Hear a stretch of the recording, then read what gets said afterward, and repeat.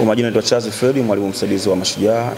Kuhusu mchezo wa kesho, tumejiandaa vizuri. Kikubwa tumejiandaa kufanya mwendelezo wa matokeo ambayo tunayahitaji ya pointi 3 kama tulivyopata mechi iliyopita. Kwa sasa hali ya timu iko vizuri, kiufundi timu iko vizuri, kiakili timu iko vizuri na wachezaji wote wako tayari. Tumeandaa mbinu nzuri kuweza kuwakabili hao Tabora. Tumejiandaa kupata pointi 3 mwisho kesho. Kwanza ukiangalia ratiba inatufavor kwa sababu tumepata muda mwingi wa kujiandaa kuanzia mechi ya nyuma tuliocheza na mpaka hii mechi ambayo tunakucheza kesho. Tumepata muda mwingi wa kujiandaa na tumekuwa sehemu moja na tumepata muda mwingi kuandaa vitu vingi kwa ajili ya michezo yote ambayo tunakutana mbele yetu, lakini vile vile pia niseme ni nzuri kwetu sisi na ndio maana unaona tunapata matokeo mazuri na tunapata mwendelezo mzuri wa matokeo. Okay, good. Niseme tu kwamba kila mechi inakuwa na mpango wake, tunajiandaa kulingana na timu ambayo tunakutana nayo. Ukiangalia mbinu ambayo tumeiandaa katika mchezo ambao tunacheza kesho na Tabora ni tofauti na mbinu ambayo tuliandaa tukicheza na Fountain Gate. Kwa hiyo Fountain Gate ina phase tofauti na Tabora ina phase tofauti.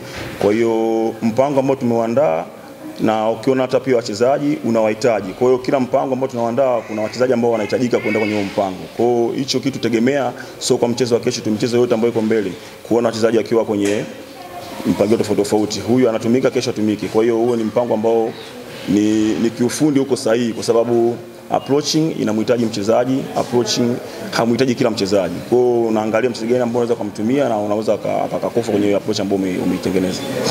Kikweli Tabora na respect ni timu nzuri. Mpaka kuwa pale kupata hizo pointi 67 so kitu rahisi, wamefanya kazi kubwa sana. First round wamefanya kazi kubwa sana na hata hii second round bado wanaendelea kufanya kazi vizuri. Kwanza wana wachezaji ambao wako very mental, wana akili timamu na watu ambao wana uwezo mkubwa, lakini vile vile pia ufundi wana benchi la ufundi nzuri na pia ukiangalia tulipata nafasi kuangalia baadhi ya mechi ambazo nyuma wamecheza Tabora.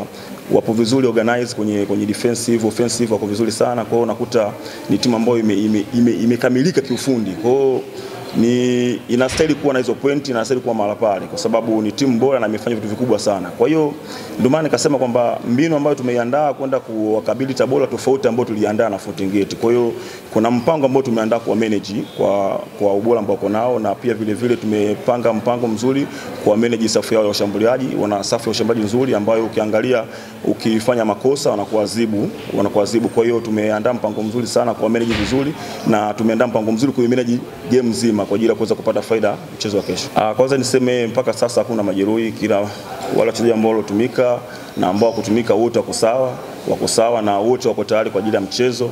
Kwa hiyo pia vile vile tumekaa na wachezaji na sisi walimu tumekubaliana tupate mwendelezo wa matokeo muhimu kwa sababu nikizungumzia watu wa Kigoma, mashabiki wa Mashujaa wanahitaji kupata matokeo sahihi, lakini vile vile kazi ambayo tuko nayo sisi kama benchi la ufundi ni kuendeleza matokeo sahihi na kupata pointi 3 kila mchezo. Kikubwa kwanza nimefurahia mechi ya nyuma na Fountain Gate. Nilipenda walioweza kuwepo uwanjani na ambao hawakuweza kuwepo uwanjani lakini wote walitusupport. Nimefurahia sana kile kitendo, hamasa kubwa sana, pia hata wachezaji wenyewe wamefurahia. Ndio maana umeona tumepata magoli mengi kwa sababu ya hamasa pia kwao ya nje ya uwanja.